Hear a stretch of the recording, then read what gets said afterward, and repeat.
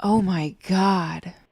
ሰላም ሰላም ቤተሰብ እንዴት ናችሁ? ሰላም ናችሁ ወይ? ደህና ነኝ አልሐምዱሊላህ። በዚህ ዩቲዩብ አዲስ ከሆናችሁ ላይክ፣ ሰብስክራይብ ያደረጋችሁ ተቀላቀሉ ማለት ነው።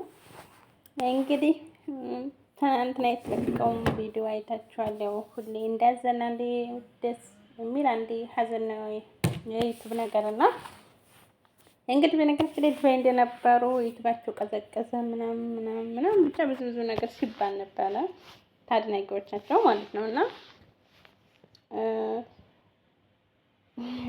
ብዙ ኮሜንት እያነበብኩ ነበርና ኢትዮጵያ ገብተው ያተራምሱታል አሁን ጠብቁ ምናምን ይሄን ያላችሁ ልጆች ምንም ታውቁታላችሁና እንደዛ ሲባል ነበር ማለት ነው።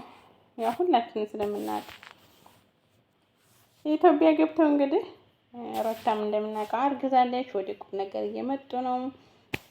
ሁሌ አንድ አይነት ነገር መስራት የለም። ቢያንስ አንዳንድ ነገር ቁም ነገር መስራት አለበት። ምክንያቱም ምን ሰው ቢወዳችሁ ያ ሰው ይሰለቻል። በቃ ማለት የተደጋጋሚ ነገር፣ የማያስተምር ነገር፣ የሚያስጠላ ነገር፣ ተጣላን፣ ሄድን፣ መጣን።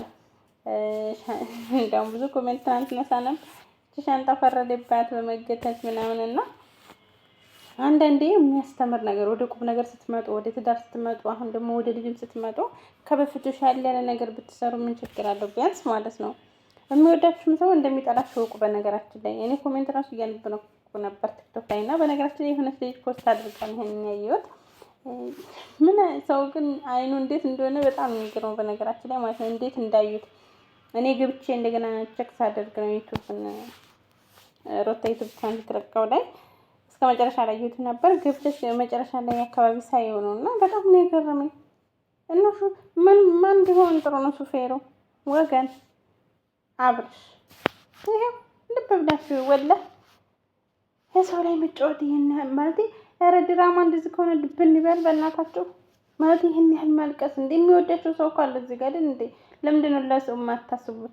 ለእነሱ የማታስቡት? እነሱ ደግሞ ምስኪን ነፈር እውነት እየመሰላቸው ስራቸውን መስራት ያቅታቸዋል። ብዙ ነገር ምክንያቱም በጣም ጥሩ አድናቂ ያን የልብ አድናቂዎች ቢባሉ ራሱ ቢሰሙ አንድ ለሶስት ነው ቢያንስ እንደው በውስጥ እንኳን ታለቀሱባቸው እውነታውን ቢያውቁ እንኳን አንድ ሁለት ቢሆኑ ነው። ከዛ በተረፈ ታያውቁ ምናምን በስስትና ያን በጉጉት እንዲጠብቁ አይነገራቸውም። እንደኛው ነው የሚከታተሉት። እና ምን እላችሁ ፈልጌ ነው ይሄን ያህል ማስመሰል ግን ማለት ይሄን ያህል ማልቀሱ 2 አመት ምናምን አንድ አመት ምናምን ሙሉ ያን አይነት በቃ ተጣላን፣ ሀርን መጣን። ኧረ ይደብራል። ኧረ ሙድ ቀይሩ። ወላሂ ይሄን ያህል የሚወዳችሁ ሰው ራሱ እንዲጣላችሁ እያደረጋችሁ ነው በራሳችሁ ጊዜ። ምክንያቱም ሁሌ የምትለቁት ነገር ተመሳሳይ ነው። ሄደች፣ መጣች፣ አለቀሰች፣ ወጣች ከቤት፣ ታረቁ፣ ሆስፒታል ገቡ ምናምን። ኧረ ሻል ያለ ነገር ስሩ። በጣም ይደብራል የምር። በፊት በስስት የምናያችሁ ሁሉ አሁን ላይ በቃ ለቀቁ አልቀቁ የሚባለው ነገር በቃ እንዲቀዛቀዝ በቃ ሰው እንዲሰላች እያደረጋችሁ ነው። እንደዚህ ሆኖ የመጣ ብርስ ምንድነው በረካ የሚኖረው?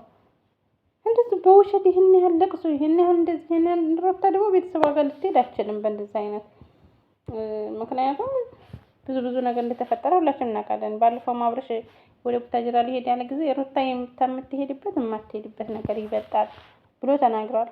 ያም ደግሞ በሚዲያ የተደበቀ አይደለም፣ ሁላችንም እናውቀዋለን በሚዲያ እና ይሄን ያህል ውሸት ይሄን ያህል ማስመሰል ኧረ ይበቃችኋል። ሩታ እንደ ይሄን ያህል ለቅሶ ይሄን ያህል እንደዚህ በቃ ማስመሰል ኧረ ይበቃችኋል። የእውነት በጣም የሚደብረው እና ለራሱ ታንታ እውነት እንዳልሆነ ሲጀመር ብዙ ሰው ነቅቷል። በአሁኑ ድራማ ኮሜንት ስታነቡ ራሱ እንደብሱ የሚያስል ምናምን አይደለም ወላሂ ያኔ እናንተ ድራማ ስራችሁ ነው የተለመደ ነው ምናምን ነው። በቲክቶክም ኮሜንት ስታነቡ የእነሱን ፕሮፋይል አድርገው ራሱ በቲክቶክ የሚቀምጡት ኮሜንት በጣም ነው የሚያስቀው። አንዷ መኪናው የሱ አይደለም ስትል ራሷ የእነሱን ፕሮፋይል ያደረገችው ገብታ ደግሞ መኪናውን ሳይሆን ሾፌሩ አብርሽ ነው።